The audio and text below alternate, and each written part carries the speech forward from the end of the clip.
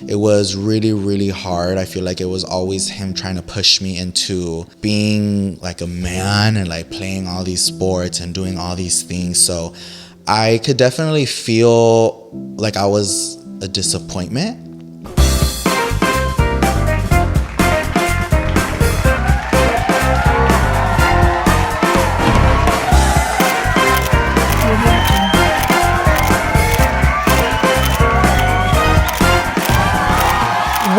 Everyone, I'm your host, Alanized, and this is Noche de Pendejadas, your favorite talk show turned podcast en donde yo traigo a tus influencers favoritos para chismear y posiblemente sacarle sus trapitos al sol. Please help me welcome tonight's guest, the baddest perra, Louie!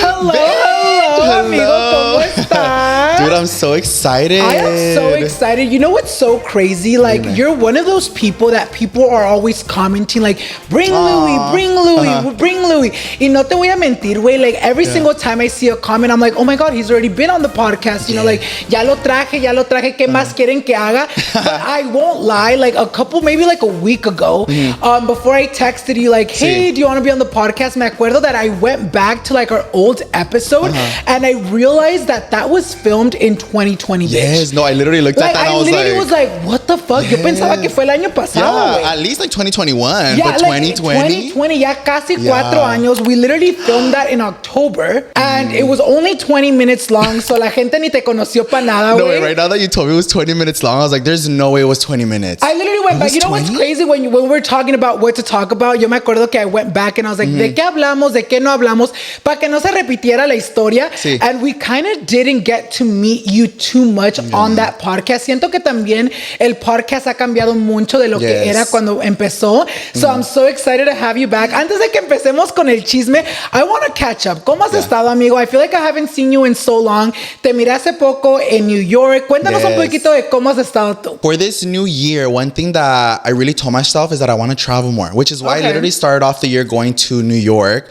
Porque I'm kind of used to like staying at home all the time or like staying here, not really like, I don't know, I've always been scared to travel for some reason. So this year, like, one of my goals for myself was just to travel more, get out of my house more. So I kicked off the year going to New York, which was cute.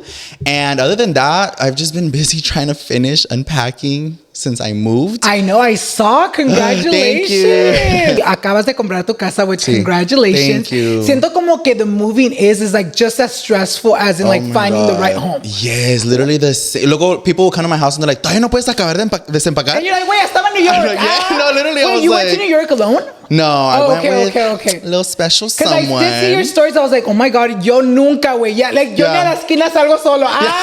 You're like, ¿you're hasta New York? Literally, I was like, he's so bold. He's so brave. There was people who literally were like, bitch, you went by yourself? And I was like, sí, ahí me voy a ver solito. No, like, at first, I don't even like literally leaving my thought, house. I was like, oh my God, Louie is so brave. I'm like, I look up to him. Because I could never, bitch. Yo ni a la esquina, no sé por qué me da ansiedad salir a la puta calle solo. But I'm so happy que te la pasaste bien y que tengas esa meta este año to like go out more. Because I feel like a veces nos encerramos mucho en casa to where it's like, no way, hay todo un pinche mundo que disfrutar. And I feel like New York is one of those places that is like, it's so beautiful. It's beautiful. I love New York. I've been, I think, like, maybe unas 4 o 5 veces. Actually, fun fact, Danny actually wanted us to move to New York at one point. But I'm like, no. I feel like it's not only that, but it's a city, bitch. Yeah. Like, it's a whole different, I mean, especially from where we live, aquí. Oh my God, it's I'm like aquí es rancho. I know. So I was like, so irnos para allá, girl. It's a whole that's flip. One of the things too. And one thing about New York, amigas, si ustedes nunca han ido, déjales digo una cosa. The space there is so small and so expensive. Especially if you want to live like en la ciudad, te dan un pinche lugarcito del tamaño de un baño y te cobran como $2,000, $3,000. Yes, literally. Sometimes not even like crazy. a bedroom. It's like your kitchen is your bedroom. Have you ever gotten a hotel? You're like, no, I just get suites. So I remember the first time I went, dude, like, I remember it was like a $2,000 hotel y me dieron un pinche cuadrito, güey. Like right off of 5th Avenue. And I was like, no mames, like it really is expensive out here. Yeah. I feel like it's just more expensive, so mejor nos quedamos aquí en California. With your little casita and everything, we're all comfortable out here. And it's almost the same price as you would get an apartment over there. This is bigger than we would have got over there for the same price. Esto ni en cuenta. Pero sí, amigas, ya que we did a little catching up, yo quiero empezar con el chisme. Yo te quiero conocer un poquito más. Obviamente obviamente tú y yo ya tenemos años de conocernos. We came up around the same time. You know, tenemos una historia, pero siento como que nunca puedes dejar de conocer a una persona. So today when I thought about bringing you back, I was like, I want to get to know more of Louie before he became the baddest perra. A little bit more of Louie antes de que yo lo conocí. So por eso te traigo aquí y voy a empezar con la primera pregunta que le pregunto a todos. How was Louie growing up? ¿Cómo fue tu infancia, amigo? Well, I have two sisters. So growing up, I had a lot of fun with both of my hermanas. I feel like I was kind of exposed to like that creativity through my hermana Yoatzi because she was like a little bit older. So she kind of got me into like drawing and she got me into like just like a bunch of stuff that she was doing. I feel like I like looked up to Yoatzi. And then with my little sister, I feel like she was the one that I would like play with. Okay. So I feel like I had that good balance of like creativity, someone to look up to when it came to Yoatzi. And then with my little sister, it was like somebody to play with because we were a little bit closer in age and we were kind of both like into the same thing. So I did a lot of that with my siblings. Me la pasaba jugando afuera con mis amiguitos. I've always loved being outside and like playing, being active. Like I've always had so much fucking energy que my mom would be like, no, vete para allá afuera a jugar un ratito, vámonos. Quítate de aquí. Yes, salte de la casa. Inside the house, I was doing like hella. She's like, quédate afuera. No, but I just had so much energy, and I feel like that's why I was always looking for shit to do, and I feel like it was a way for me to like find a way to put my energy out, whether it was like drawing or it was like playing outside or making little dances with my amiguitas, like just anything that would help me like get that energy out. But yeah, it was basically my childhood. It was like me and my sisters. I was really close. Well, my whole family's always been like pretty close. Obviamente, I feel like a lot of people know that you're from Watsonville. Yes. Pero para la gente que no, pues aquí se están enterando. How was it like growing up in such a small town? Because I didn't know of Watsonville hasta que te conocí a ti. Yes. And I feel like a lot of people that don't know of Watsonville probably heard it for the first time cuando empezaron a verte a ti. Yeah, I actually get really shocked when I tell people like, oh, Watsonville. They're like, oh, Watsonville. Like I've driven by there. Like I've never been to Watsonville, but driven by. But most of the people are always like, where is that? What is that? Like, where the hell? But Watsonville is really, I always like to say San Francisco because a lot of people know where San Francisco is. It's about like an hour and 20 minutes from San Francisco. If you know Santa Cruz, we're literally like 30 minutes from Santa Cruz. I loved growing up in Watsonville because it was a small little city. And even now, I love small cities. And I think it's because I grew up in a small city. And I feel like a lot of people are like, oh, like I grew up in a small city, I want a big city. But no, like I feel like living in a big city is like too crazy for me. And although I loved Watsonville for the small city, the scenery, I had the beach super close to me. It was just beautiful overall.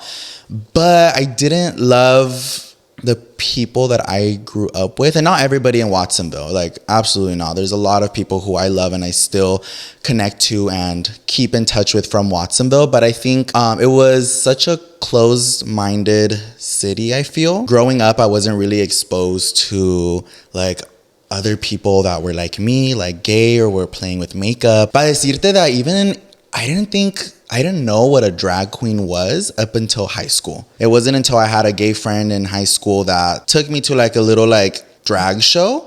And I was so shocked. Like I didn't know what it was or like, I was just, the whole thing was like shock for me. You're like, yes, that's quién son. Yes, I was like, I want to do what they're doing. But everything was just so new to me because I was always, I mean, even from when I was little, I was always bullied for being gay.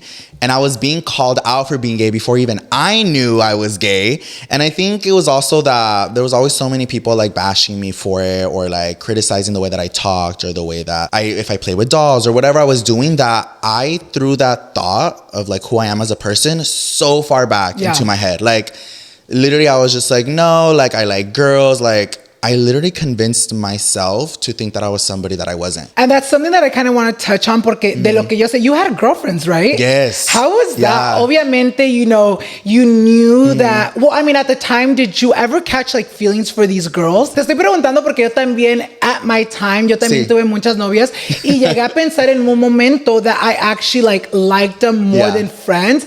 But then I realized as I got older, I was like, bitch, maybe I was just in love with their friendship, with their attention. Did that ever happened to you, how was it like dating Louie as a girl? Como te dije, that I threw that back of the idea of who I was so far back that I fully was convinced that I was straight. So a lot of people would be like, oh, like, would you date girls to like cover up your sexuality or like who you really were? But like in that time when I was dating these girls, I swear I really thought I was straight. Like nothing in my body was telling me like, you're gay. Like I was like, no, like I'm straight. But now that I look back at it, it's just that I was so in denial because I was so scared to, like, all these people that were telling me that I was gay to prove them right. Like, I didn't want them to be like, oh, I already fucking knew it, you know? But yeah, when I dated a lot of girls and it was because of what you just said. I had so many like amigas that eventually I was like, well, I kind of like, I really like her. So then I was like, well, if I really like her, then that must mean like I want her as a girlfriend. So I literally had like intimate relationship with like girls, like holding hands and kissing them, and where I actually felt like I was like,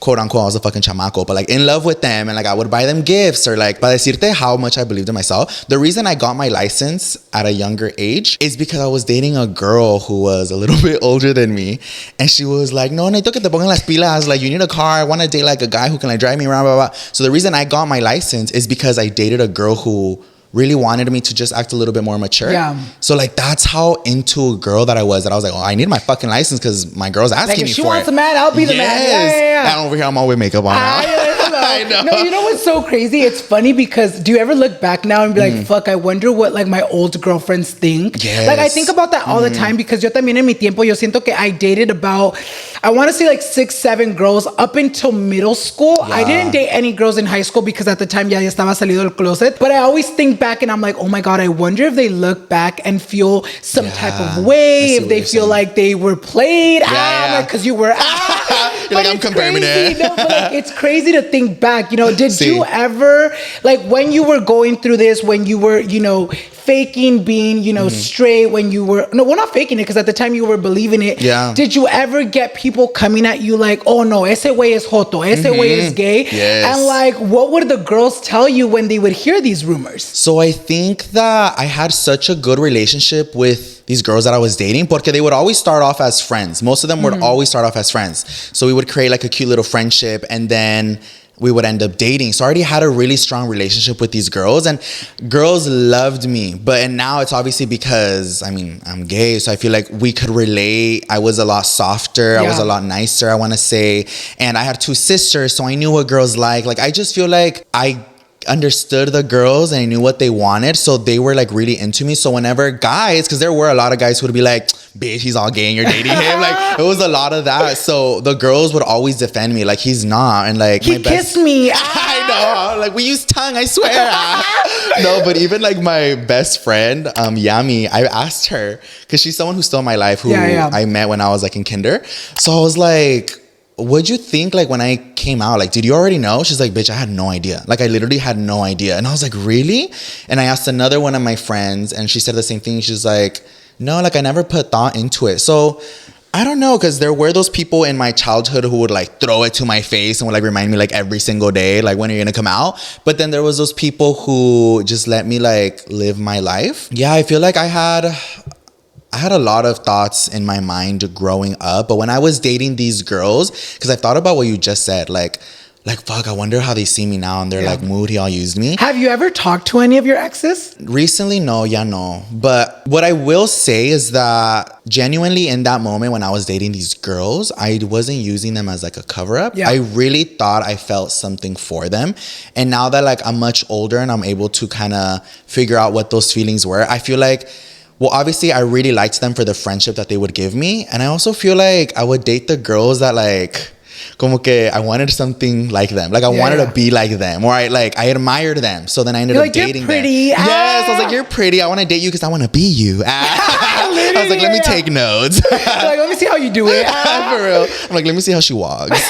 No, but yeah, so I feel like it came from me admiring and just appreciating how loving they were to me that I dated them because I was a little confused. I mentioned that whole thing about, you know, being in love with the friendship. Porque yo también cuando estaba pasando por todo eso, yo me acuerdo que tenía una girl. Like at the time, I feel like from all my exes, there's probably like 2, 3 that I felt like a connection, like even deeper than just like, you know, you're my girlfriend. Like, I actually felt like a friendship with.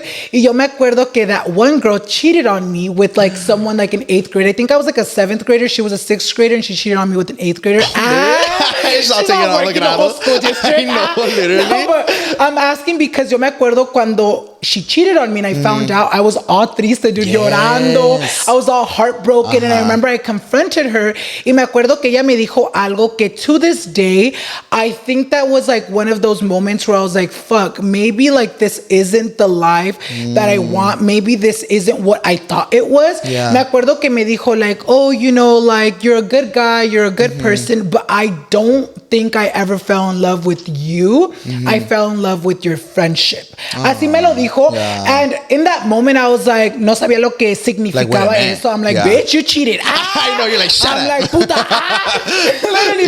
But I feel like after that, there came a moment where I was like, you know what? Like, I'm not bi. I'm gay. You know, did you ever have that moment where nos cuentas that for a long time you kept putting the idea of being gay in the back end? Was there ever a moment, or what was the moment that you realized, like, you know what? I'm not into girls entirely. I'm not bi. I'm gay. Well, in high school is when I really started to try to figure myself out and trying to put myself first. I saw high school as like a new chapter in my life. And I was like, okay, there's new people. It's not the same fucking people that like I've been growing up with. So like take this as an opportunity to kind of like explore who I am. And that's when I started talking to the first guy that like I ever really talked to. And when I started talking to him, I was like, okay, I was like, pa decirte, I don't think I've ever said this out loud.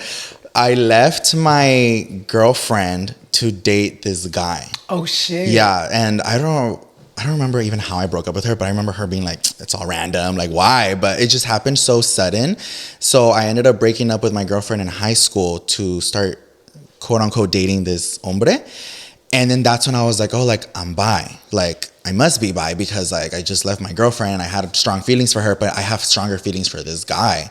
So that's when I was like convinced that I was bisexual, and I actually came out to my parents as bisexual. And there was never like a time that I was just like, I'm full on gay. I feel like it just slowly transitioned into that. I just started exploring more of myself, what I like doing, makeup, like talking to more guys, and that there was never a time where I was just like, oh, like maybe I'm not bi. I just, next thing you know, I was just like, no, like I only like hombres. I only want chile. Like not the fucking pan dulce. Literally. Pan. Yeah, so I can't even like think of a time where I was just like, no girl, like I don't want to see any girls like that. I think I slowly was just like, I only just want men. Nos cuentas un poquito que obviamente you've came out twice in your life. La primera vez as bisexual to your parents. How was that for you? ¿Y cómo lo tomaron tus papás la primera vez that you came out as bisexual? When I came out to my mom, it was super, super scary. I was always treated like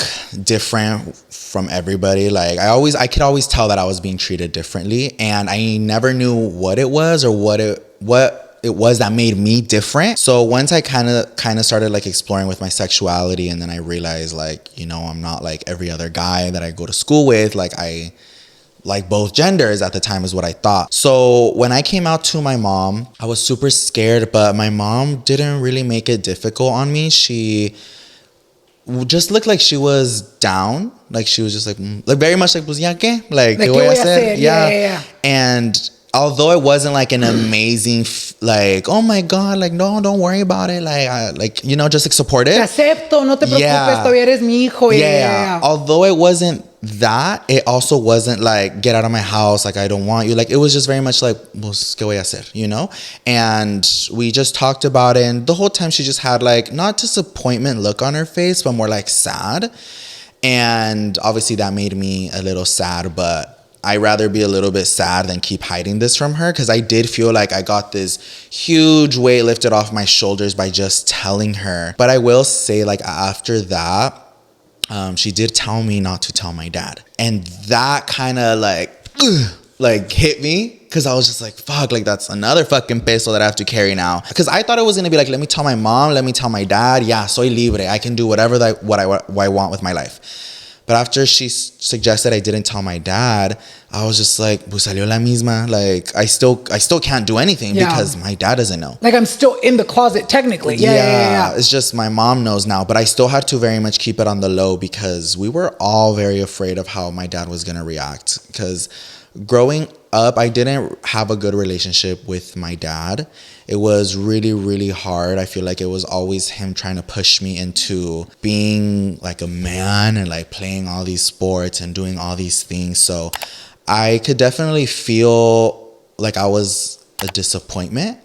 I was just like, fuck, like, especially because I was the only boy in the family, bitch. So I was like, fuck, I'm the only boy in the family and I'm fucking gay. I was like, oh my God, le va a dar la torre a mi dad.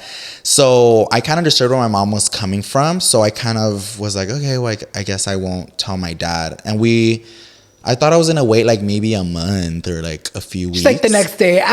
Bro.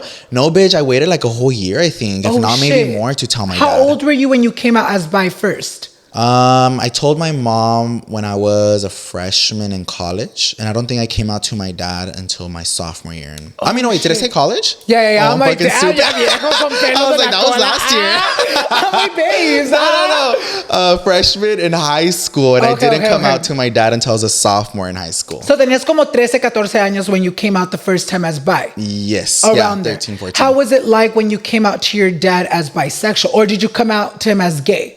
I came out to him as bisexual, and by then ya pasado como un año since I told my mom. I already had like an idea that I was like leaning more towards guys. Like, it wasn't just like, oh, like girls and like guys. It was just like I was really leaning into like guys. I actually had a boyfriend when I was gonna tell my dad. When I was gonna tell my dad, I was just like, I don't give a fuck what I'm feeling. I'm gonna say I'm bi because I'm really scared right now. And I was just so tired of hiding it that I literally came home one day and I told my mom, I was like, Mom, I'm going to tell my dad. And she was like, ¿Qué? Like, no le digas. And I was like, Mom, I'm so tired of like not being able to do anything, express myself, or like just do anything. I was like, salió la misma, like I'm still in the fucking closet. And I was like, whether you want to be there with me or you don't, I was like, I'm going to tell him like right now. So I remember my mom called like my sister, Yoatzi, and Yoatzi's always been a huge support system. She was the first person I came out to. And she's the reason I got the confidence to tell my mom. So my mom called my sister over and my sister kind of talked to my mom. Y como que la calmó poquito, and she was like, Mom, like, it's fine, just let him, like, we'll both be there, and like, at this time, ya yo hacía de haber tenido ya como 18 años, ¿no? Yeah, she was already out of high school, So she was more reasonable, yeah. And I think Shiotzi also just wanted me to live my life the way that I wanted to as well. So I remember we go to the living room, and ew, I'm getting like anxious all over again. I'm over here like, I know, it's because I don't think I've ever talked about this. So I remember we went to the living room and my dad was watching TV y como que él ya sabía that I was going to tell him this. Because since I told my mom, como que I had like loosened up a little bit. Like I feel like I was starting to be myself, but not fully. Se te empezaba a mirar un poquito más. Yeah. Because I already told my mom, so I was a little bit like, hey, I'm a little more comfortable. So I remember like we sat down in the living room and I was like, oh, like my mom was like, oh, queremos platicar de algo contigo. And my dad didn't even want to look at us. Like I remember he was just like I knew he already knew it was coming. So my dad didn't look at me in the eye or even look at me in general. And I was just like, oh, like I just wanted to let you know that like I'm bisexual. And not a single word like came out of his mouth. He was just kind of like, he was watching TV, like as if I wasn't there. And I remember I said it and I was like, oh my God, I can't believe I just said it. But I was so ready because at this point ya le había dicho a mi mom, a mis hermanas, my friends knew. I feel like everybody knew except my dad. Yeah.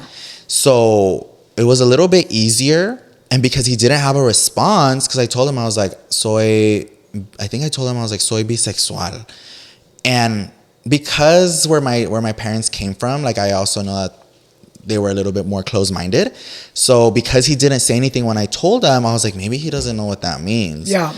So I voy yo de pendejo, and I was like, you're like, el diccionario dice. Yes, bitch, I swear to God. I like brought a whole like libreta. I'm like, no te preocupes, todavía me gustan las mujeres. Yes, it was very that. And I was just like, this is what it means. Like I think I was just desperate for a reaction, whether it was good or bad. I just wanted him to like say something. Like te estaba quebrando más el que él no te decía nada. Yeah. So you're like, just tell me, do you accept me or not? You wanted to hear something. Or like even that he wasn't looking at me. It was all just kind of like now what? So I remember he got like really mad at me and he was just like, basically just told me to like shut up and stop talking. That he knows what it means and that he's not stupid. And I was just like, fuck. And like I said, I never had a good relationship with my dad growing up, that it like hurt me because I was like, I just fucked it up even more. Like when he like yelled at me like to shut up, I was like, fuck, what did I just do? But at that point I was so desperate to just live my life and be myself that I was just like, pues ya que, like it is what it is, but like at least I'm free, you know? At this point, like my brain was just like, if he doesn't want me in his life or he doesn't want to set me, pues ya que, like at least I told him, like you do with that whatever you want. Do you feel like after coming out to him as bisexual, do you feel like your guys' relationship got more distant or almost kind of was going downhill for a moment? The worst that our relationship was growing up, because that's when he was still trying to push all these like gender stereotypes into me, like tienes que jugar soccer y tienes que ayudarme a armar esto y hacer esto, and just like, and because I kept saying no and I didn't want to, I feel like that's when we would clash the most. Like me growing up, or like to go tell you, like sometimes they would randomly go visit me at school, in elementary school, to make sure I wasn't playing with girls and only playing with guys. So I had a lot of like really traumatic things and like really bad moments with my parents growing up. And I've never really talked about them just because now I have a really amazing, beautiful relationship with my parents that les doy gracias like all the time. But I always get scared of bringing up the past because I get scared that people are going to judge them based off of that. I understand your fear because you're like, fuck, I'm in a point in my life where my parents accept me, where I love them so much que no quieres que la gente los mire diferente. Exactly. Like you don't want people to be like, oh my God, or homophobic or this or that. Or but at the like, end of the day, tenemos que ponernos in their feet that they grew up so differently. You know what I mean? And at the time, like they grew up so close-minded to where like maybe at the time for them, that was out of the picture. You know what I mean? Like I feel like now the new generation grows up to be like more accepting, pero yo también batallé mucho growing up with my dad. You know, I always felt like my mom always gave me the love that my dad couldn't give me. Did you feel like growing up you were more of like a mommy's boy rather than a daddy's boy? Yes, I definitely feel like I was more of like a mommy's boy because I feel like my mom was always just more, it's easier I feel like for my mom to show her emotions and just like be more loving, and like dads are always a little bit more like standoffish. A veces ni abrazo te quieren dar, like it's just being like en hombre. So I was always like super close to my mom, and I feel like thanks to my mom, I was able to still get away with like doing certain things. Like when I was little, like if my mom was home, I could play with like my sister's like trastes or like Barbie dolls and stuff. But the moment my dad was home or my dad was coming, it was just like, bitch, throw all that shit and like go. Get the carros. Yeah, yes, very that. Like saca la carpeta y ponte con estás jugando. It was very that. So my mom was a little bit more open to it, but I think it was just my dad that I was like super afraid of. And it's exactly what you just said, that like the way they grew up. I go to therapy now and I feel like that's helped me so much with my childhood traumas, that like it's helped me have like a clear mind of like why I grew up the way that I did and why things happened, and just be able to understand it a lot better. And I think it's like what you said, that the way they grew up is very different from how we grew up. And now, because I always thought like, where did it switch up? Yeah. Why do my parents love me so much now and not so much when I was younger? And it's all these questions that came up. But I've came to realize and just think that my parents were just so afraid of what my life was gonna be after I came out. I don't think it's that they were like, no, we don't want you to be gay, blah, blah, because my parents were always really friendly to gay people. My mom had gay friends. My dad always said, there was like this guy who would always go to my dad's work to get like shoes cleaned, y no sé qué tanto. And my dad was always super nice to him, and I would see that. So it was always like, well, do they just hate me, or like, what is it? Because my parents were friendly to gay people. My mom had gay friends. My dad like was really cool with gay guys as well. Like my parents were never like homophobic in that sense. But I always thought, I was like, well, then why with me? So I think as I grew up, I think the anger came out of fear, where they were just like, they're already bullying you even before you come out. You're already getting bullied so much in school. I was already getting so much shit. I was always like, people were trying to fight me and people were like breaking my things. Like, I think my parents just saw it as like, fuck, now it's gonna be like another thing for people to try to come at you for. When we really look back at things, like siento como there's still a lot of things going on in the world today where we're not 100% accepted. Yeah, no. But I feel like we've been moving forward as, you know, we continue to grow, because back then in their times se escuchaba mucho que hasta agarraban a putazos a mucha gente that were like us y hasta que los mataban. Like se escuchaban muchas cosas feas que obviamente todavía se escuchan, pero antes it was like very, very scary to where like exactly like you said, a lo mejor tus papás sentían el miedo de que, ay Dios, va a batallar mucho mi hijo, va a sufrir mucho, which is very, very normal. Obviamente, pasa eso, you come out as bisexual, you kind of have a rocky relationship with both your parents. A los 15 años, you come out as gay. ¿Cómo fue eso? How was that second time coming out different than the first? The second time that I think I did come out as gay on like YouTube, but I think to my parents I never told them. Like, I don't think I ever was like, I'm gay.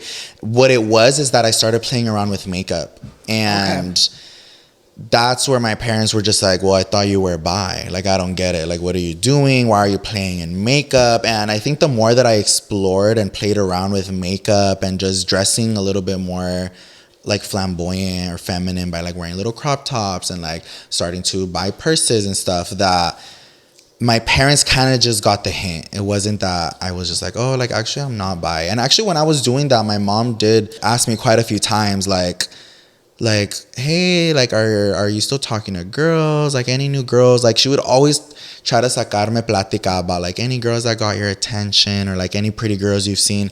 I think she just had that hope of like, they thought it was a phase. Yeah. Yeah, there you go. Of just like, okay, he's bi. He told me he's bi. So I think they were like holding on to that. You're like, un día me va a traer una mujer. Yeah, I feel like she was just like, mujer. I was like, bro, you the mujer. I'm like, mi amor. That's crazy. So obviamente you came out. Do you feel like when you came out as gay and you obviously started doing makeup, playing with makeup, do you feel like it became a little harder, like your relationship with them, especially your dad? Because maybe at the time he wasn't very open about that? I honestly feel like, now that I think about it, I feel like the roles switched. Oh, okay. So after I came out to my dad as bisexual, I feel like my dad stopped being super like on me. Like I said, I feel like he was just like, nah, like he gave up on me. Like, hey, yeah, he was just like, yeah. He was like, vete pa allá. But I feel like my mom was the one who still had like that hope. So it actually turned into now my mom being on my ass all the time. So like whenever I was playing in makeup or like doing stuff like,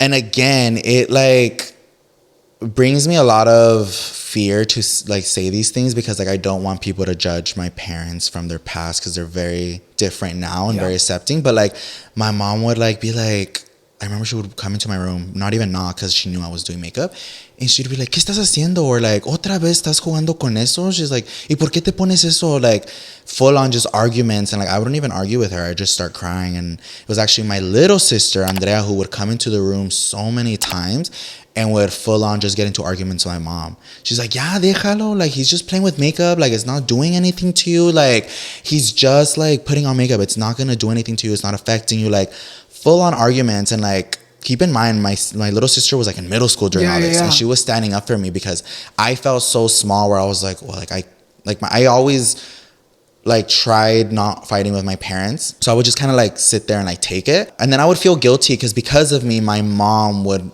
almost like get really angry, like just fight with my little sister all the time and my older sister because of me. So I was always like, fuck, like I'm always causing problems in this family. Like if it's not one thing, it's the other. Like I just felt like it was never gonna end.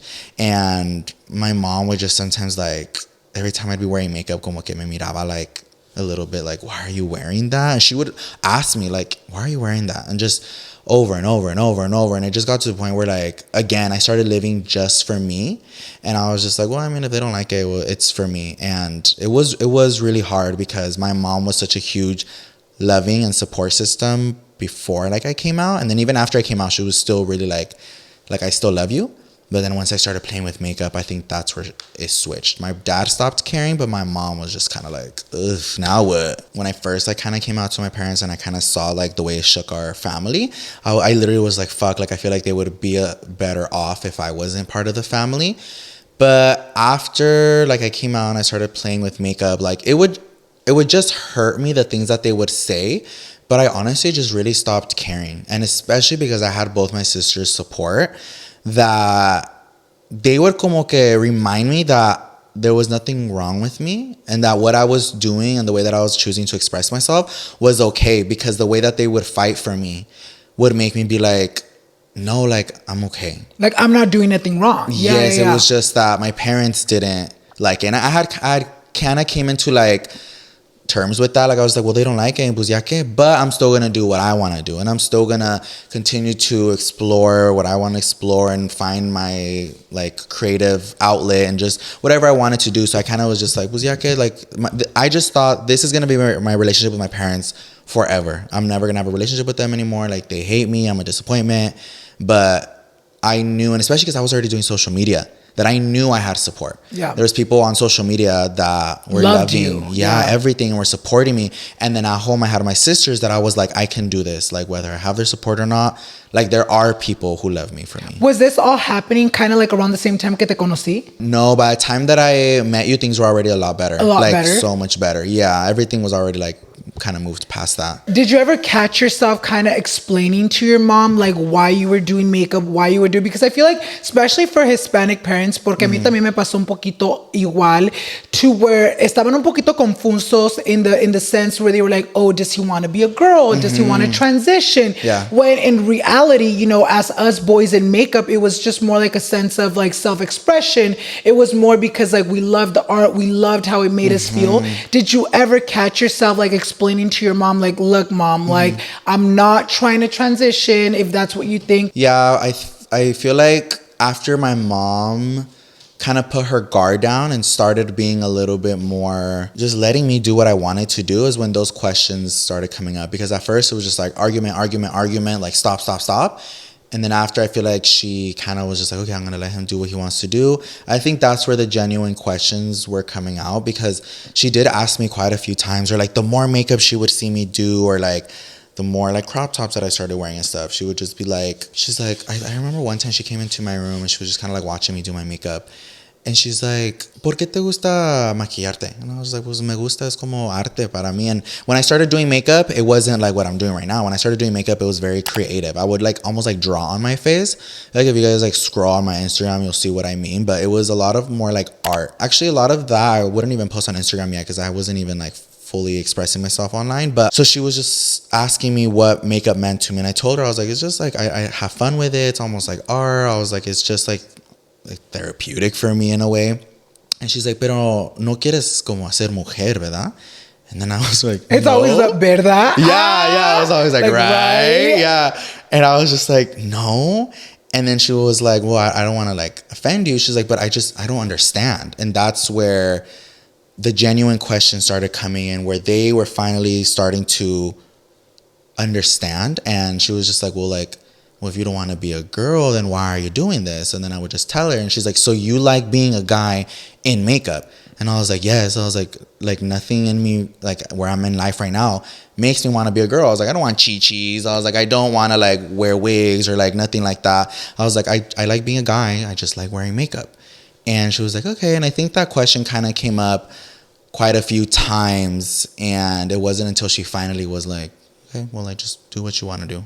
And I feel like that was her way of like, you know what? Like maybe instead of trying to fight my son, maybe instead of trying to get him to stop being who he genuinely is, era en el momento en que ella pensó, ¿sabes qué? En vez de hacer eso, quiero conocer a mi hijo, quiero saber por qué, quiero saber qué es el motivo que hace estas cosas. And I feel like en ese momento a lo mejor tu mamá empezó a comprender un poquito más, and she started realizing like, you know what? Al fin del día sigue siendo mi hijo, el mismo hijo que me salió de allá abajo. I was like, nada ha cambiado, because it really, dude, I'm literally getting chills talking about it, because I feel like like, there's a lot of people that go through this, and sometimes even worse than what we've gone through. Yeah. Y es algo que en verdad, like, a veces cuando no tenemos el support from our parents, como que a veces como que nos sentimos mal, como que something's wrong with us. You know what I mean? And it's okay to be different. It's okay to be gay. It's okay to be lesbian. I'm so happy que llegó un momento en tu vida donde te aceptaron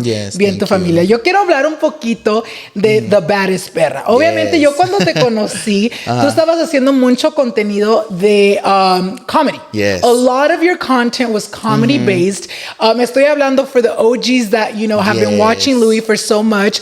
I'm talking about the homie Louie. Yeah. You know what's so funny? I don't know if I've ever told you. I'm gonna put the screenshot on here because I literally found it a couple days ago.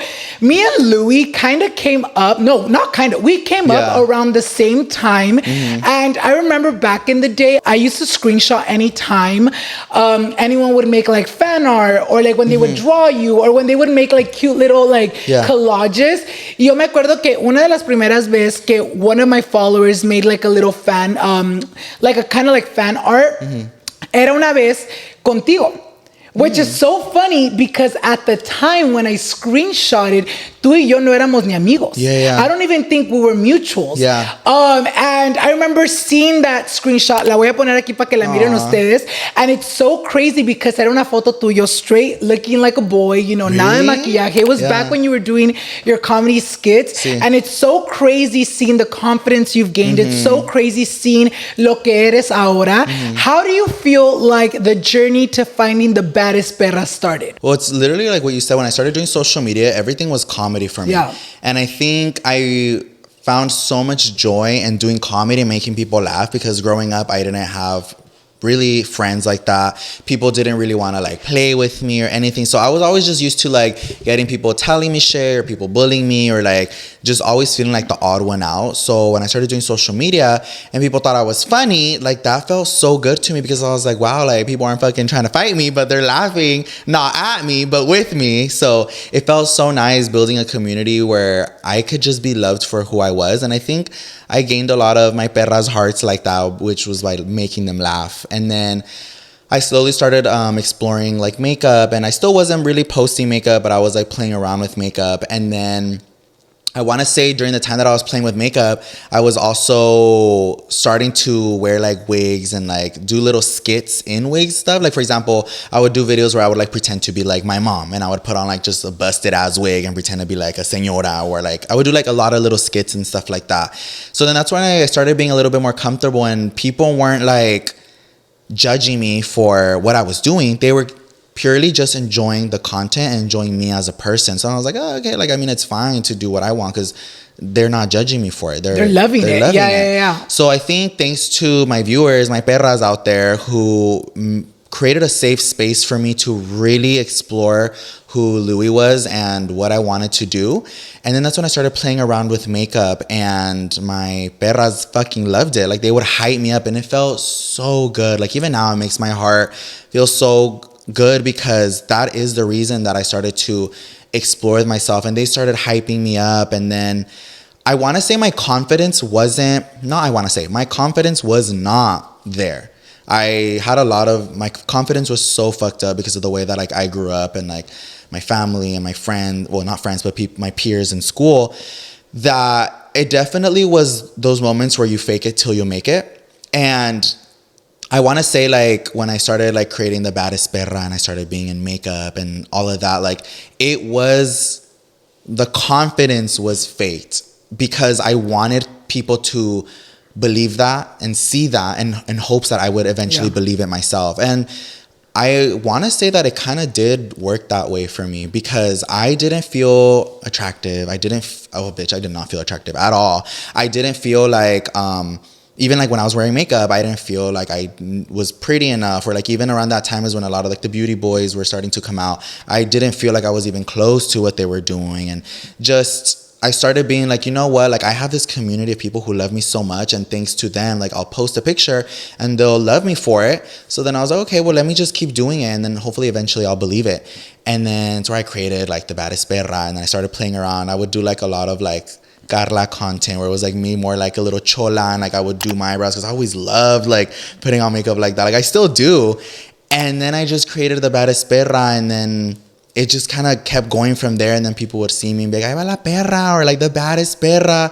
So I was like, "Hey, like I am that bitch." So then my confidence just, like, I believed it. And I was like, I am the baddest perra. Yeah. And then that's where the whole thing of like stealing your hombres, because my confidence got to the point where I was like, bitch, I'm gonna steal your hombre right now if you don't shut the fuck up. Like, and not really meaning it, still has like that sense of comedy. And I was like, but I can. But it's like, it has that sense of comedy, but it's also where like my confidence was.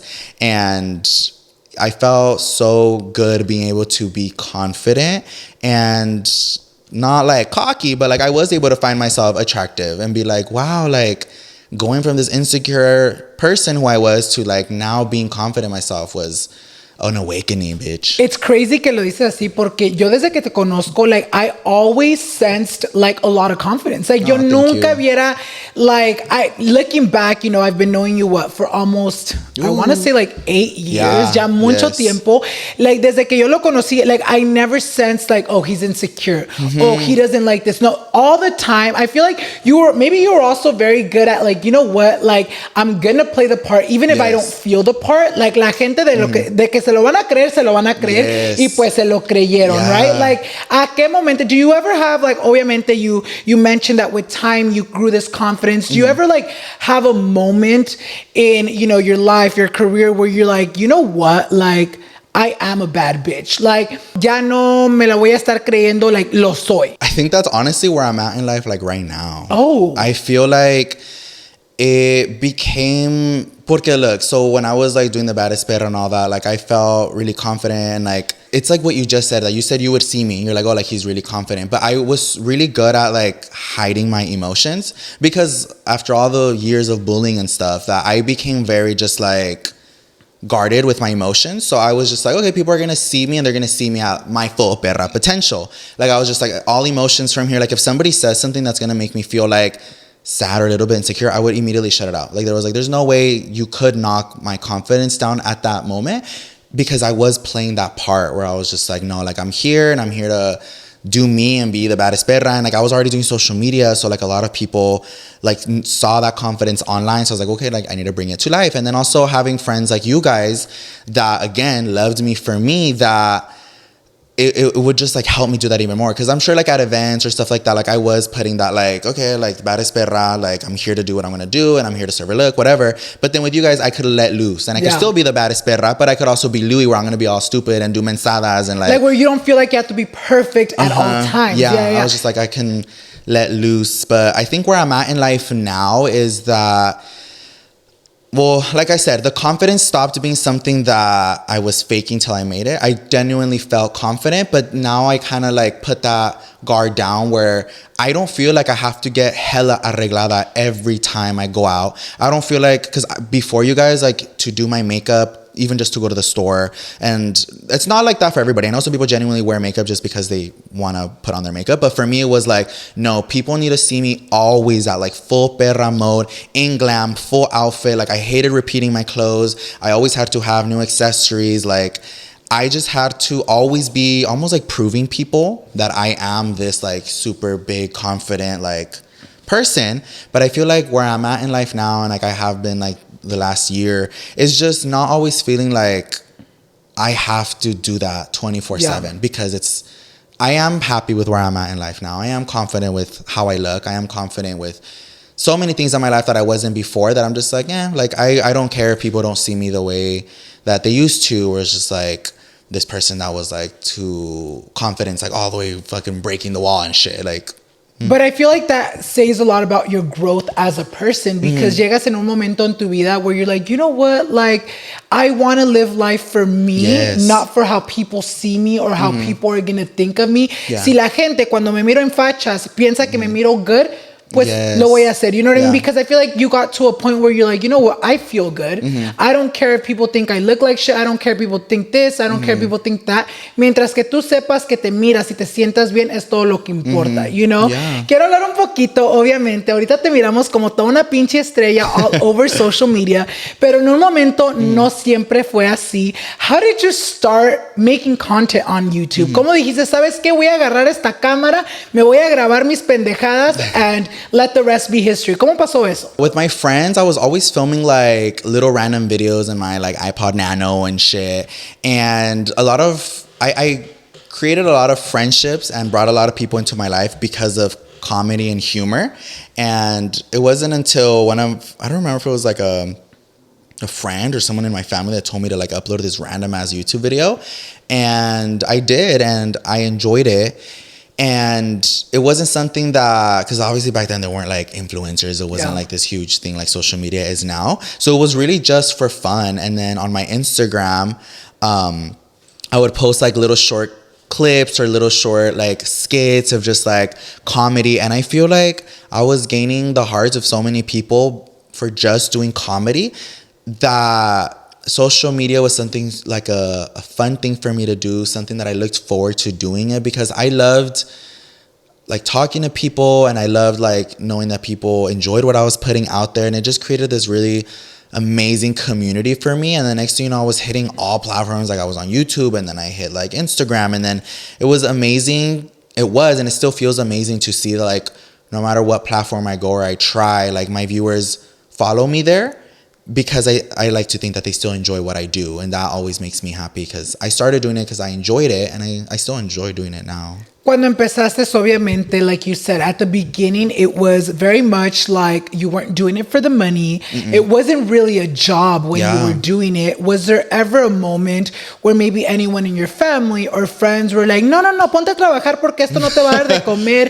Or maybe even were like, kind of doubtful that you could make a career out of this? If so, cuéntanos un poquito más de quién dudó de ti. I was doing social media, and I was already making some like money off of it. I still had a job like Kmart. Yes, you remember? Yes. I was working at Kmart, and I was still doing social media like on the side, but I feel like it wasn't even like an option, I want to say, like when we were doing YouTube, that you're like, oh, I'm going to just stick to like full-time content creation. Yeah. Like, I just feel like that it was such a small community that people weren't even talking about how much they were making online. Like, you didn't know how much you could get paid off of that. Like, it was just like, you could get paid, but you don't know like where you could take it.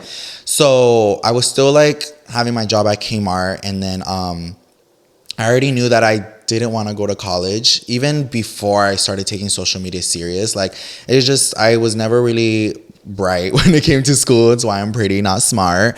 But I was just like, I don't want to go to college. Like, agregarme más años, or I'm going to feel even more stupid, and like, I don't fit in. Oh, yes.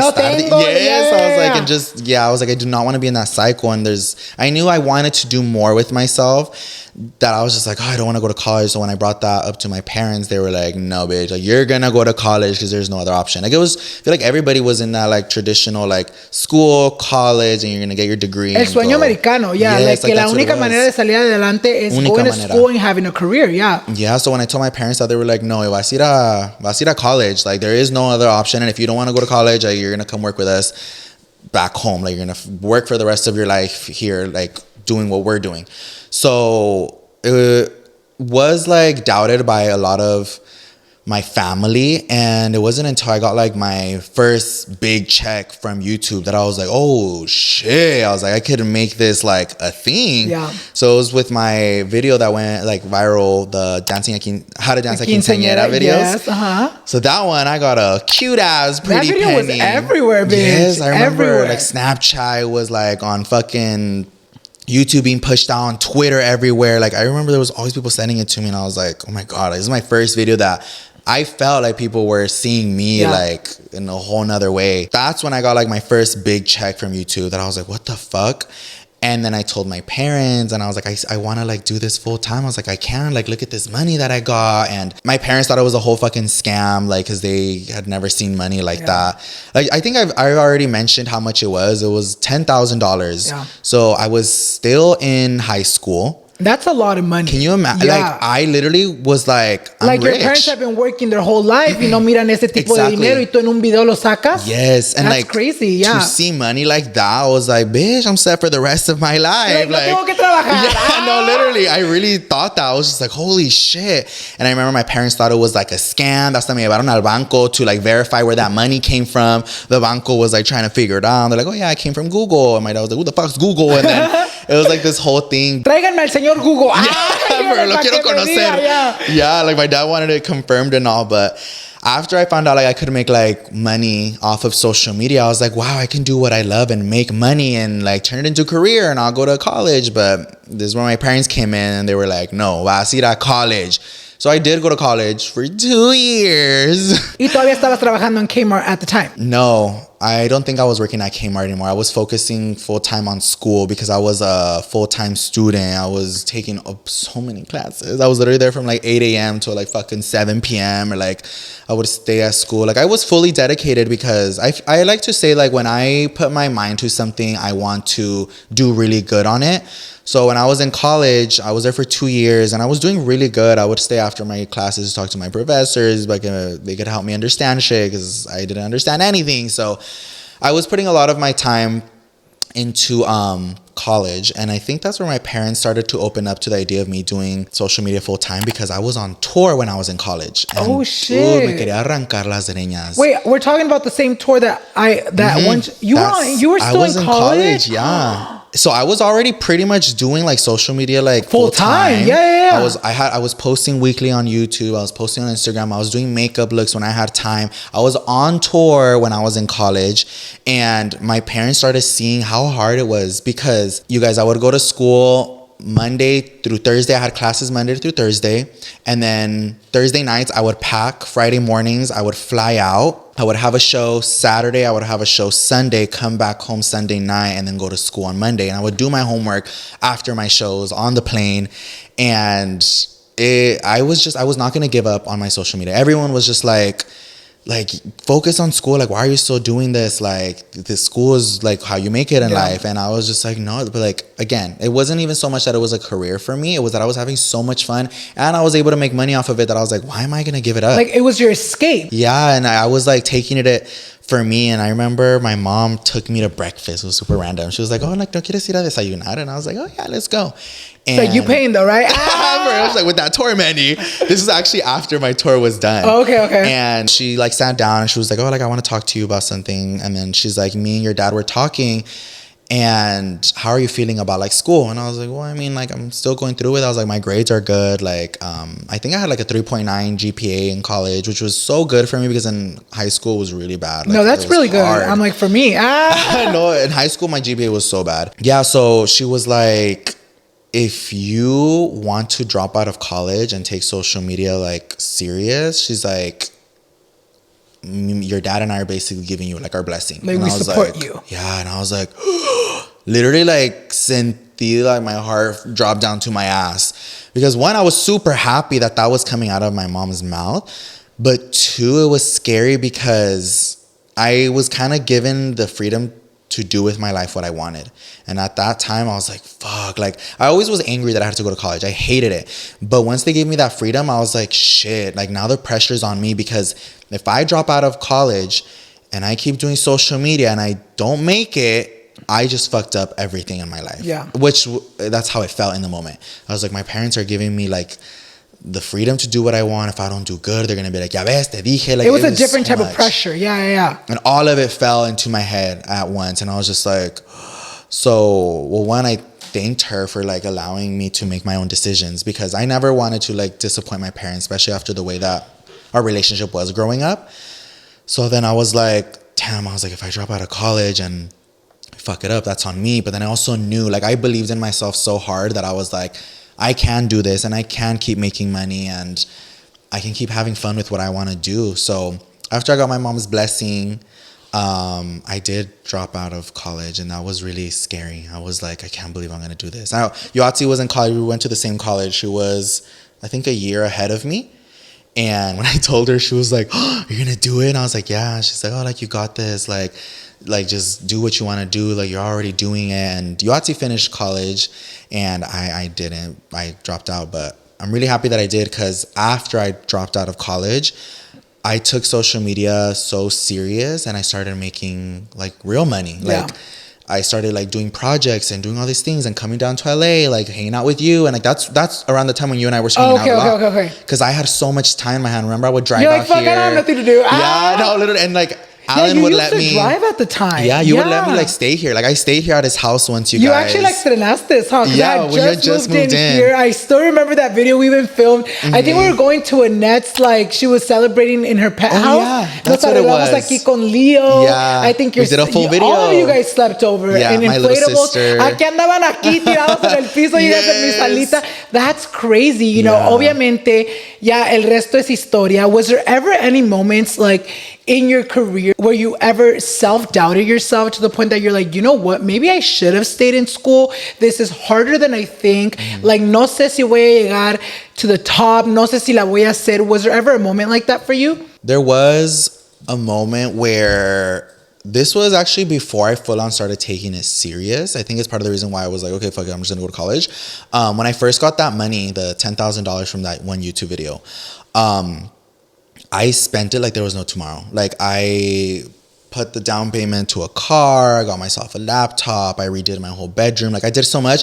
Y así en chinga, like the money was gone. And I was like, now but like I have a car payment. Like I have to do all this shit. And like it just became really freaky. And I got like a reality check.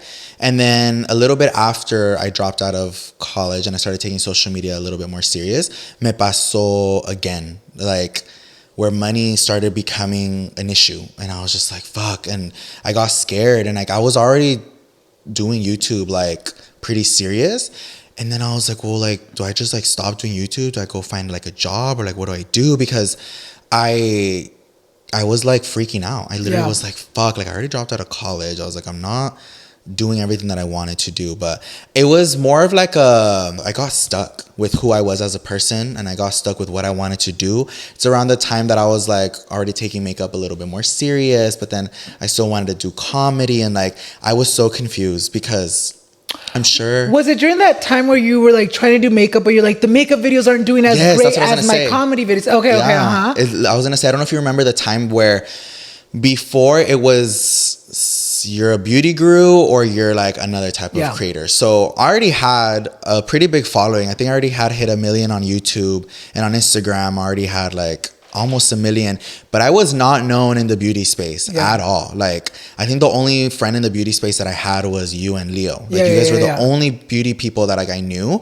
But I felt so lost. I didn't feel like I had a place to fit in because I was doing makeup, so I wanted to be in the makeup community, but I wasn't doing like full-on makeup videos, and I wasn't knowledgeable to like give my viewers knowledge. Or like, this is how you do a cut grease. Like I don't know. I was basically just playing with makeup. You were learning as you were doing these videos. So I got stuck, and I was like, well, where do I go? Like, where do I fit in? So it was like I was all over the place, and it wasn't until I stopped seeing this as like I have to fit into a genre that I feel like I just started doing what I wanted to do, and I created like a little path for myself to not try to compete with like, not compete, but be like, well, I'm not doing what they're doing, or like I'm not here where they're at. Like comparing yourself. There you go. Yeah, so it really helped me almost have like tunnel vision, and I was like, I know what I'm doing, I know where I'm going, and it's my viewers are enjoying it and I'm loving it, and then I just kind of worked out. It's literally just Louie's life. Yes, literally, like that. Yeah, literally. Yes. The play on words, that's crazy. Quería platicarte un poquito. You know, nos hablaste de el dinero, you know, that at the beginning you had all this money coming in that I'm sure like, exactly like me, like creces uno sin tener nada. Yes. En un momento you're getting thrown all this money at you, you know, like you're working hard for it too, but like it's money que you're like, wait, yo nunca en mi vida hubiera pensado tener este dinero. Nos platicas that you kind of struggled a little bit, like dealing with money at the beginning. Do you feel like it was because of that? Because you didn't know how to handle it because you've never had it? Yes. Growing up, we also struggled a lot growing up. Like my parents had it rough, like when they came over here. So I didn't really know how to like handle money like that. I didn't know like what to spend it on. Like also even you guys like filing my taxes. Like, I remember the first time I filed my taxes, I was so confused porque I was so used to like everybody filing for their taxes and getting a check back.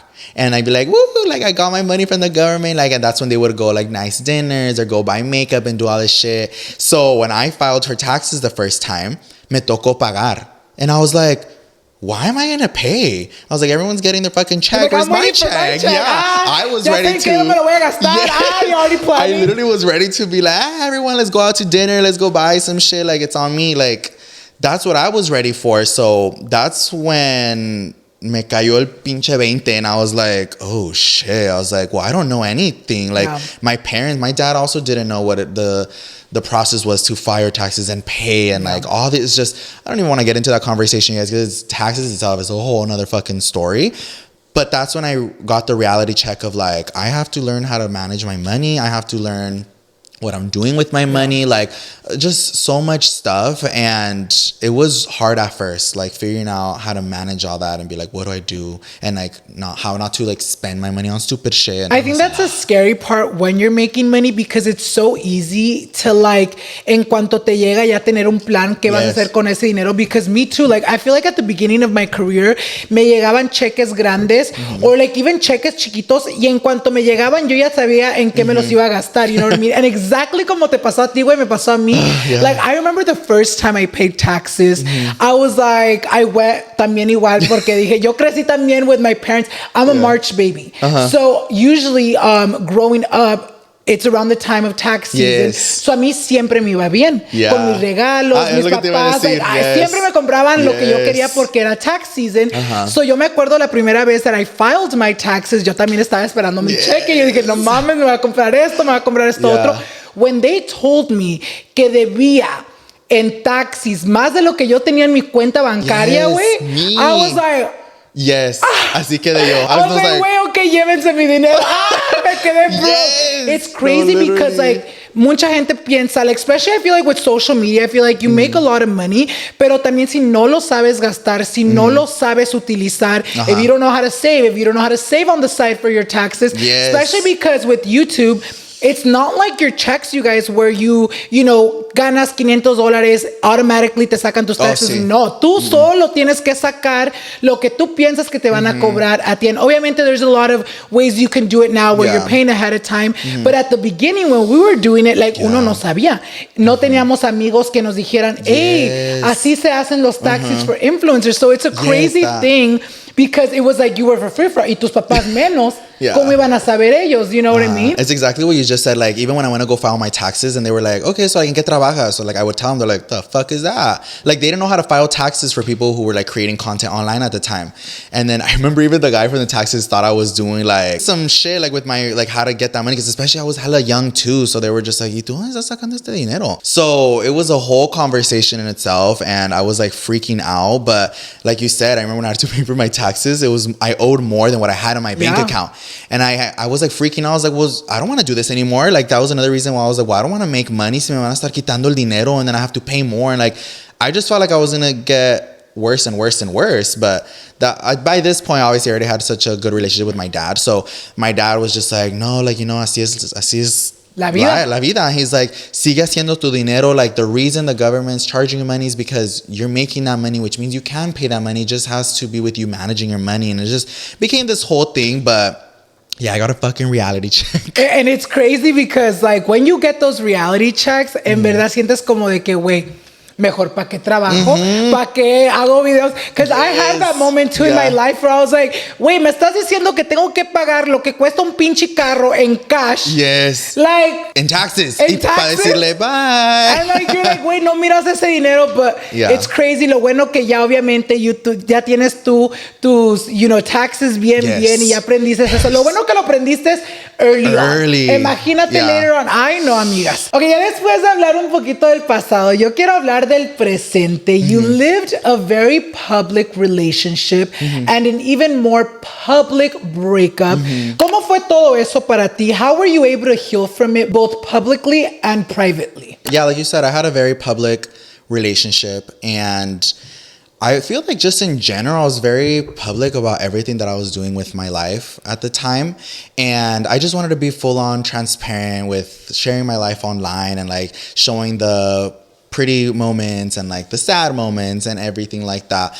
And as much as I enjoyed living like a public relationship, because one thing I will say is like I never like faked the way I was in my relationship. Like I feel like everything that I posted was very genuine. Like it was never like, oh, a ver, hay que tomarnos esta foto, blah, blah. Like it was just always like how I was feeling in the moment and how our relationship was going. And it was a really beautiful relationship. Like I enjoyed it, and it was part of my life. And obviously I was living with this person at the time, so it was my life. Yeah.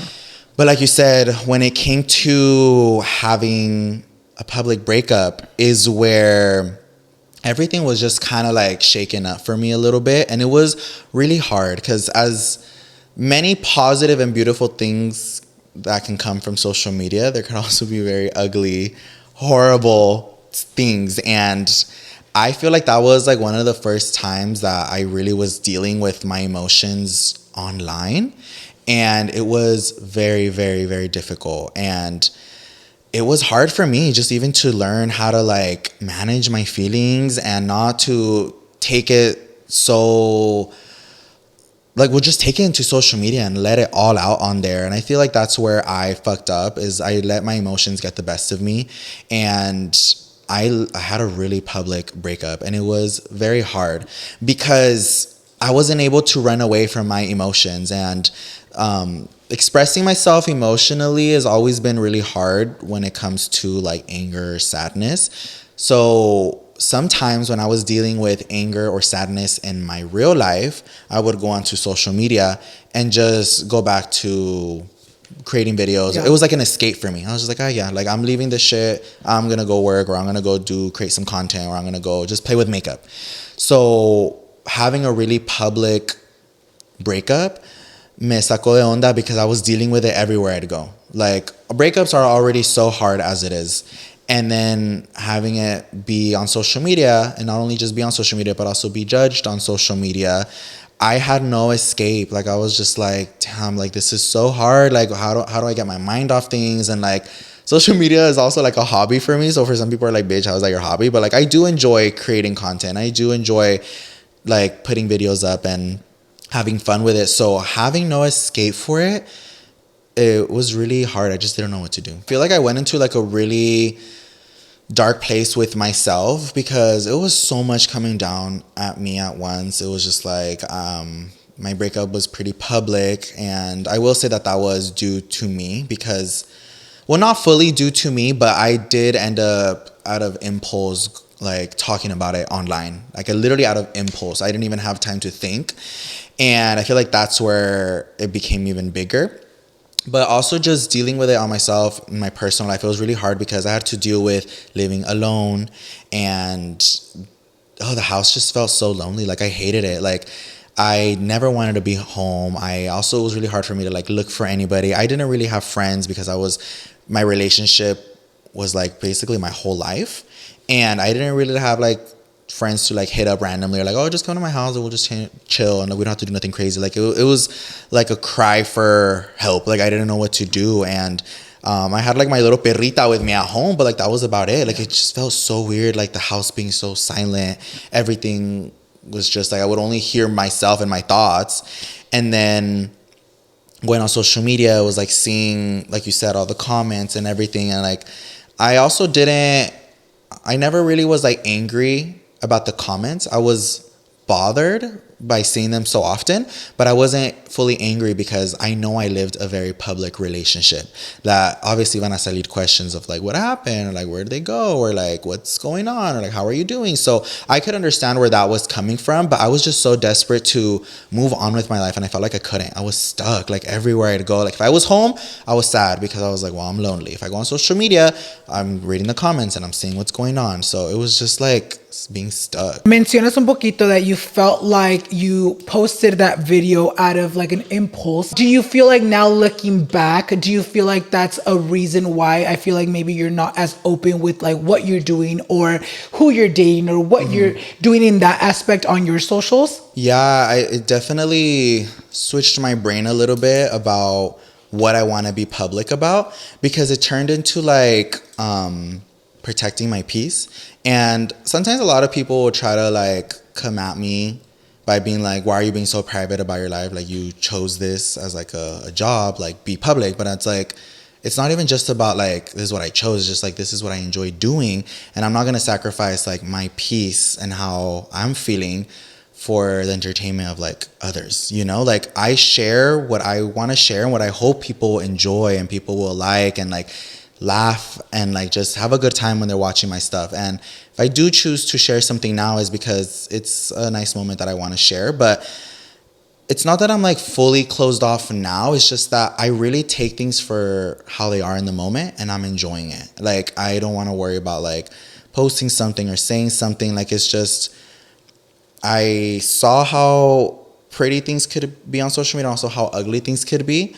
So it kind of just really made me like rethink the things that I want to like post or what I want to do. And it's been good. It's like, and a lot of my viewers understand. Like I see it in the comments, I see it in the DMs, and like that's where it becomes like crazy, because with my viewers and like my perras who watch me and keep up with my content, they know what I'm doing. They understand. They know what's happening. They're fully in the loop. Like I'm not stupid and they're not stupid. Like we all know what's happening. But it's very much like they trust what I'm doing. They know I'm happier. They know I'm doing good and with whatever I'm doing in my life right now, and they respect that. But then it's when the other people who just kind of come in to only judge where it gets really ugly. And that's where I was like, well, these people don't even know me. So why am I putting my life out there for them to judge when they already don't know me? I like what you said about you're not going to take away your peace for the entertainment of other people, because I feel like people forget that this is your real life. People forget that, you know, these chismes, these dramas, these good things that are happening to you, these bad things that are happening. They forget that you're, at the end of the day, going through all this shit, y ellos lo toman como, oh, entertainment, like chisme. And it's sad because I feel like it's caused a lot of creators to kind of close down because saben que su vida al fin del día es su vida. And aside from the chismes, aside from the polémicas, aside from all that, lo que la gente le gusta juzgar, a lo que la gente le gusta thrive off of, al fin del día nos quita mucho a nosotros, mentalmente, emocionalmente. Quiero platicar un poquito, no de, you know, tu relación o de todo eso. Quiero platicar cómo lo hiciste tú, porque sé que va a haber mucha gente que nos mira, que nos está mirando ahorita, that maybe you're going through a breakup. ¿Qué fueron cosas que a ti te sirvieron to heal? I had to learn to be alone. And I think that is one of the best things that I got out of my breakup, is that I love being alone now. Like I really do. And that was so hard for me. Like, I hated it before, like especially right after like a public breakup, or like just even a breakup in general. Like it was so hard to go from living with somebody to living alone. But I think, that's like one of the biggest things that I learned. And I always feel like I try to tell like my friends or anyone who like asks me, is just like to always like keep that side of you, is like enjoying being alone. Because once you and your partner's relationship merges, it becomes really hard to even leave a relationship or to think about your life without this person, or even after a breakup. Like it's really hard to find yourself all over again. But always having like that time for yourself, or like that space between each other, is gonna just help you in general. Like with whether you're in a relationship right now or whether you're going through a breakup. And if you are going through a breakup,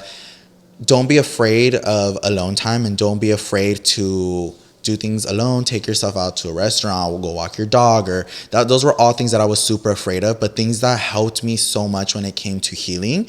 And instead of being so afraid of alone time and not wanting to be alone, like I enjoy it and I love it so much now. And it's kept me at peace, I want to say. I think especially es muy importante lo que dices, que cuando una relación empieza o se junta or it becomes more serious, I feel like a lot of people almost lose their sense of individuality. Like where they make their relationship their whole thing, where they no longer have, you know, their own goals, their own hobbies, or their friends. Or their own friends. It becomes like, oh no, donde vaya mi novio voy yo, donde vaya esta persona voy yo. And I feel like you've reached a point to where it's like, el momento que estés listo para una relación, vas a saber que puedes estar solo. In the moment that relationship goes south, you know deep down that you know how to be alone, y no vas a tener el miedo de estarlo. Like now what? Or like what am I going to do? And also just if you are going through a breakup, like getting closer to your family and friends and being there, knowing that they're there to... Because another thing that I took like a lot from that is like, a relationship is like an intimate relationship is not your only source of love. You have love from your friends and your family or your pets, and all those things help me, because I used to think like my only source of love is through a relationship, like that's the only way. But I created and also healed a lot of friendships and like relationships with like even my family, that I'm getting fed love through all of these places. And that's why it's important to keep good friendships and keep like just any of those people that you love like really close to you, because I don't solely rely on the love of like an intimate relationship or like somebody, a significant other. I get that love and I crave it from my circle in general, and that's helped me heal so much. Quiero hablar un poquito de tus surgeries. Obviamente mucha gente que te ha seguido por mucho tiempo saben your surgeries que te has hecho. You've always been so open about them. Which one of all the surgeries you've gotten do you feel like was like the craziest one or like the most painful one to recover from? Definitely the one that like I even sit with now, like me pongo a pensar, I'm like, I can't believe I did that, is like my BBL. I just can't believe, like, because it is a really dangerous procedure. Yeah. And also when I did it, like I didn't know like how dangerous it was.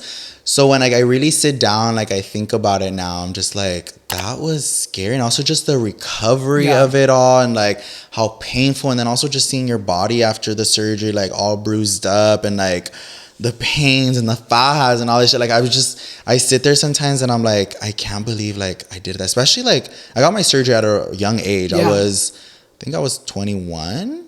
Yeah, or I think I had just turned 21. I don't know. But like thinking of like me going into like a full body like procedure like that, like it's scary to think about now. Like thinking about it now, do you feel like you were greatly influenced by like social media to get it done? And now that you think back at it, you're like, fuck, I wish I could have looked more into it, thought about it more. So I definitely got my BBL because I wanted to do it. I do think though that the resources and the information about it was more accessible to me once I became like closer friends with other people who had the surgery. But I remember like for the longest time, like I knew I wanted to get my butt done. Even before I knew BBL was a thing, like I thought fucking implants was the only thing. Cause growing up, I had no fucking nalgas. Like I literally looked like this wall right here. You're like Alan. Imagine I just pointing at you. You look like him. You're like example A. No, but like I always knew I wanted like a bigger butt, and I used to think that the only way of doing that was like through implants and shit. So once I found out like a BBL was a thing, I was like, well, might as well just do that. So not so much that I sometimes do wish I would have waited till I was a little bit older. I think that's the one thought that like constantly kind of goes through my head, because I did it when I was 21 and I already knew about the procedure. I don't know how dangerous it was, but I did know like kind of what to expect.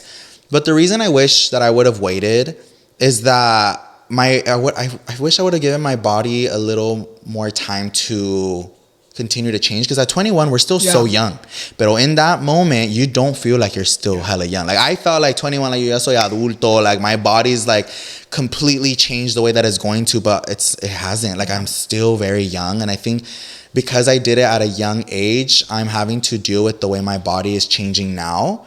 And I think one of the things that like I noticed the most was like I started gaining a lot of weight. And I think that's also comes with like me just growing my, is it called metabolism? Yeah, metabolism. My metabolism isn't as fast as it was when I was like younger, when I was really skinny.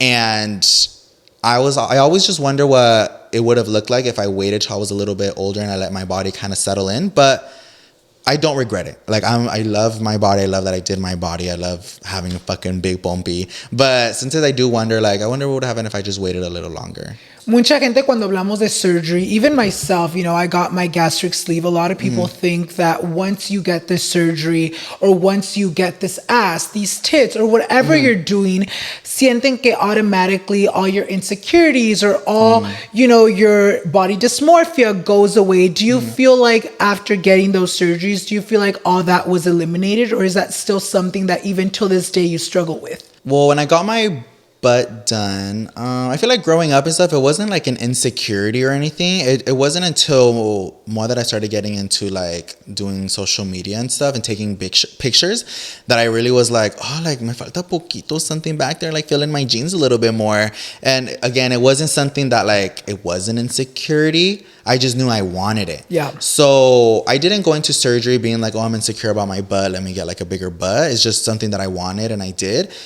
But I do feel like over time, I did kind of develop like body dysmorphia because sometimes I don't know what like my body looks like. And I remember sometimes even like after surgery, I would constantly be like asking whether my butt looked too big in certain things that I wear or too small in certain things that I wear. Just always asking like what I look like or like me not knowing what I look like. And then like having an image of what I thought I looked like, but then I'd see myself and I was like, oh my God, like that's what I look like. And just as much as I love my surgery at times, there are times where it's made me just not fully understand what I look like and what my body looks like. It has thrown me off. And I feel like it's all mind games. You know what I mean? I feel like our mind is literally, I like to say, if you don't know how to control like your mind or your thoughts, I feel like our mind can be our biggest enemy. Oh, yeah. You know what I mean? Because even till this day, you guys, I have not been this thin since high school. You know what I mean? Like even there's days like maybe the past 2-3 months where I've been feeling fat, and then you see a picture that someone took of you or something and you're like, oh shit, I'm not as big as I feel, or oh shit, I look hella skinny, like I look too skinny. There's days like that for me where like my mind just likes to fucking play games. And the one thing I'm very big on now after surgery, and I feel like me too, like a lot of people siempre me preguntan, and I've always talked about wanting to get a BBL, you know, I've always have been like, oh, maybe like en un futuro. But I feel like now, after getting this weight loss surgery, I feel like one of the things I always say is that I want to wait. Siento yo que ahorita estoy en un momento donde no me quiero hacer algo sin que mi mente esté clara, sin que me sienta como me miro. You know what I mean? Because sometimes even if you look the best or if you know, have the best body, a veces your body dysmorphia can fuck with you and it can make you and take you to a dark place that you're like, bitch, I thought after having this surgery that was going to be gone. Yeah, and I feel like that's such a huge thing that I hear of a lot and I've experienced myself, because especially getting a surgery, I love how instant it is. Like you're just like, ay, rapidito, whatever I wanted to do, like, ya está hecho. So it's like that instant, is it gratification? Is that the right word? It's like the instant transition, or you just get like happiness right away because it was so quick, almost like overnight. You're just like, oh shit, like I wanted it, I got it, whatever. But I do feel like that's where those thoughts come in, where we're sometimes unhappy with it because it just happened so quick that our mind wasn't able to like, or your body wasn't able to like catch up. Like think about it. We're going through these really life-changing surgeries that te están quitando de acá y poniéndote acá. A mí me cortaron todo el estómago to the point where it's like one day you go to sleep, they put you under, you wake up hours later and you're a completely different person. I feel like it takes a long time for your body to catch up to your mind. And I feel like that's where a lot of the body dysmorphia comes from. And I always say when it comes to surgery, like I'm sure you can advocate for that too. Like really make sure that one, it's what you want. You really do your research, because I feel like especially with social media, I feel like there's not like, I feel like now there is a lot. I feel like after like that whole BBL, you know, era when everybody was getting their BBLs, there was a lot of information now put out there like by influencers, like, hey, this is how it really is. Like you really fucking go through it before you look like a bad bitch.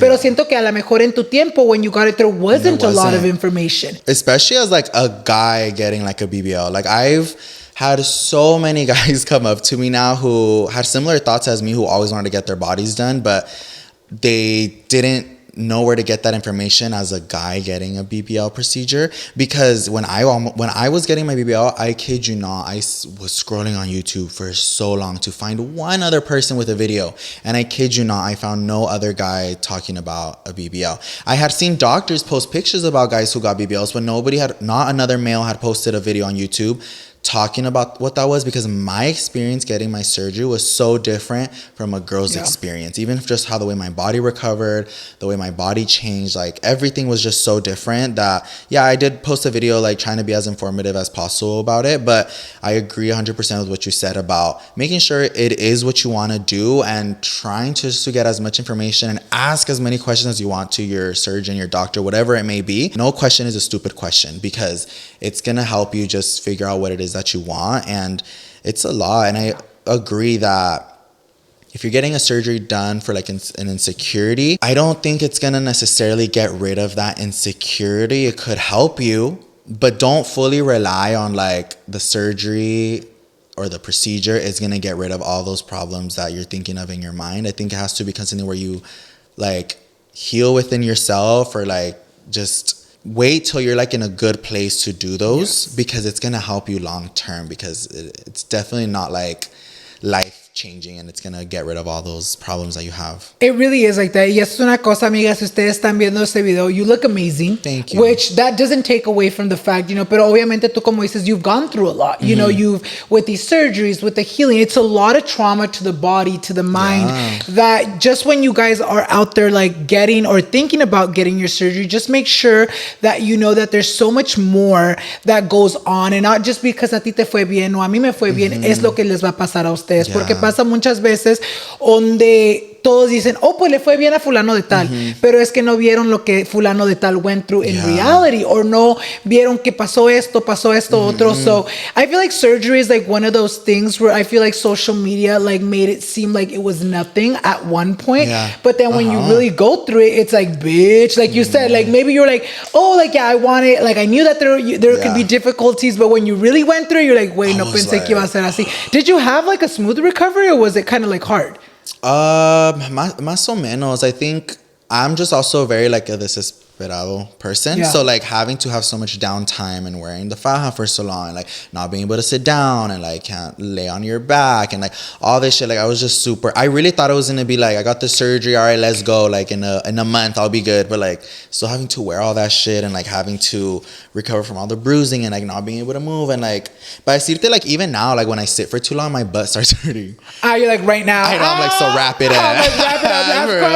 No, it does? Yeah, like I feel like, I don't think that'll ever go away. It doesn't hurt like, oh my God, it fucking hurt. But like, it almost just feels like sore. And I just don't know if that'll ever go away. But yeah, I think it's really important to just like really look into it. Cause like, obviously like even with like a BBL, I know you're getting like a fat transfer from like one area to the other. But I also never really thought about like what it would look like after gaining weight. Yeah. And once you like, or maybe I'm just stupid, but like you're literally taking fat from some part of your body and putting it there. So when you gain weight, your butt gains weight. Yeah. And I don't mean like, oh, cute, it looks like all nice. Like, no, you're going to gain weight like you would normally in any other part of your body, but it's being directed to that area. So like, even just like when I started gaining weight again and after like my surgery and seeing that, like it did throw me off, and I was just like, oh my God. And would people comment on that? Yes. How did that make you feel? So bad. Like that was a whole nother thing that I like went through it. So obviously gaining weight in general wasn't easy for me. And then people commenting on it was not making it any easier. And then having a procedure where I got fat transferred to my butt, and now my butt's already big, but like now being even bigger because I was gaining weight, it was just, it was so bad. And not only was I dealing with the comments and everything online with people calling it out, and it was annoying because like I would post a random video of me dancing or me cooking, and people being like, oh my God, you gained weight, or like, oh my God, I can see in your face that you gained weight. And I was like, what does that have anything to do with the video? Like I'm literally dancing. Yeah, I was like, it literally has nothing to do with the video. So seeing those comments was really annoying. And then also just like, again, like my body changing, like not fitting into the same pants and like having to buy different pants, and like regretting my surgery because I was like, oh, well, if I wouldn't have gotten like a fat transfer, like my butt wouldn't be this big. But it was just a crazy load of things. But again, I feel like that's why I kind of wish I would have waited till I was a little older to let my body like unravel itself and then kind of see what I'm working with before I full on went to it. But yeah, I think I just had to, again, ignore what people were saying online and again, do what I wanted to do for myself and be happy for yourself. Yeah, there were a few times that I addressed people talking about like me gaining weight, but then I kind of just gave up on it because I was just like, well, one, why am I explaining this to them? I was like, two, like it is what it is, and three, like it happened, but like just because you're calling me out on it doesn't mean I'm gonna fix it for you. Yeah. So yeah, I was just kind of, again, doing things at my own pace and what I wanted to and do. that's great that you have that mentality, because I feel like, especially after being on social media for so long, like we can get so stuck on the comments, but it's great that you're in a place where you're like, you know what, esta gente que me está comentando esto, like they're gonna go on with their life, and they called me this, pero ellos no van a pensar lo que te llamaron. They're gonna go on with their life pensando que no hicieron nada. So tú, ¿por qué lo vas a tomar muy en serio? Si tú te sientes bien, o si en ese tiempo no te sentías bien, tú vas a cambiarlo por ti, no por ellos. Exactly. You know what I mean? Ya para terminar esta plática, acabas de comprar casa, congratulations. Tienes todo un pinche podcast también con tu hermana, Pretty Not Smart, que si ustedes no han ido a verlo, vayan a verlo, amigas. Está bien divertido este podcast. Obviamente sigues creciendo y siguen pasándote muchas cosas en tu vida. ¿En dónde te miras tú en los próximos 5 años? I mean, I've been on this journey of just like being happier with who I am as a person and finding myself and finding like new creative outlets and just, I don't know, I feel like my body is craving change and I'm allowing that, and I'm really excited for it. So I feel like in the next 5 years, it's always hard trying to predict where I'm gonna be, because I remember 5 years ago, I think like 5 years ago now, I filmed another video where somebody asked me like where I see myself 5 years, and I was like, I don't know. And I almost feel the same way right now. And I know some people are gonna be like, bitch, that's the fucking whack ass answer. But I am so open to seeing where life takes me and where I go and what changes come, that like I get excited to just let it go and unravel. Like I kind of just wanna allow it to go. And I feel like that's a good way to do it, because a veces cuando planeas mucho tu futuro, or like you're like, me miro aquí, y no pasa como lo tienes en mente, a veces you get discouraged, and sometimes it's okay to be that leaf que te lleva el viento, a ver en dónde te lleva, para qué caminos, para dónde lugares. But I just want to say thank you so much for, coming back again on the podcast. Disfruté mucho esta plática. Siento que yo y la gente allá en casita te pudieron conocer un poquito más de tu historia, and I'm just so happy that you were able to make the time to come y platicar conmigo. Yes, thank you guys so much for having me and for allowing me to open up a little bit, because I feel like I don't open up a lot. But thanks to Alan for providing me a space to just feel comfortable, and we had to do a little part 2 since last time, because I can't believe you asked me again. So what changed in this 5 years? Nothing. I was like, I didn't go anywhere. No, pero amigas, espero que les haya gustado muchísimo este episodio. If you guys haven't already, make sure you guys go ahead and follow Louie in all his social medias, which I'll leave down below as well as on the screen. Y también no se les olvide to follow me on all my social media so you guys won't miss any future episodes. And with that being said, thank you guys so much for watching, and thank you so much for being here. We'll see you guys in the next one. Bye guys. You did good.